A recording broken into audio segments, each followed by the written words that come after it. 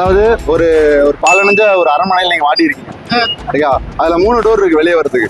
ஒரு டோர்ல ரொம்ப ஆக்ரோஷமா கத்திட்டு கூடிய சிங்கம், இன்னொரு டோர்ல 5 வருஷம் பசியோடு இருக்கக்கூடிய குரங்கு, இன்னொரு டோரை தொட்டாலே ஷாக் அடிக்குது. ஸோ நீங்க எந்த டோரை கரெக்டா சூஸ் பண்ணீங்க? குரங்கு. குரங்கு ஏன்? குரங்கு வந்து ஒண்ணும் பண்ணாது. ஒண்ணும் பண்ணாதா? சரி கொஞ்சம் பெரிய குரங்கு வச்சுக்கலாம், பெரிய சைஸ் குரங்கு வச்சுக்கலாம்.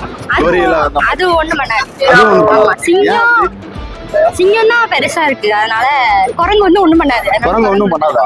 ஏன் ஒண்ணும் பண்ணாது? சரி குரங்கு வந்து பெரிய குரங்கா காசு எல்லாம் பாத்தீங்களா, அப்படியே பிச்சு எறிஞ்சு பார்த்தது இல்லையா? பாத்திருக்கேன், ஆனா அது ஒண்ணும் பண்ணாதுன்னு ஒரு நம்பிக்கை.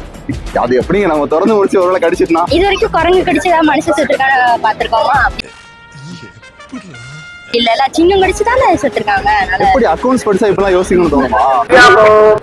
அப்படிலாம் இல்ல. அப்படிலாம் இல்லை, ஆனா தப்பு ஆன்சர். சரி தெரியல, சொல்லுங்க. நீங்க கரெக்டா சொல்லுங்க, நல்லா யோசிங்க. சிங்கமா? சிங்கமா இருக்குமாலாம் எனக்கு தெரியாது. சிங்கம் பசியில இருக்கனால செத்துருச்சு. சிங்கம் பஸ்ல இருக்கிறத செத்துருச்சா? சிங்கம் ஆக்ரோஷமா கத்திட்டு இருக்கு. அதான் பசியில இருக்குன்னு சொன்னீங்கல்ல. அது குரங்கு தான் பசியில இருக்கு. அப்ப குரங்கு.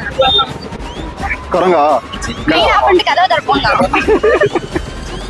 அதுவும் தெரியல. கரெக்டா ஒரு ஆன்சர். 3 கதவு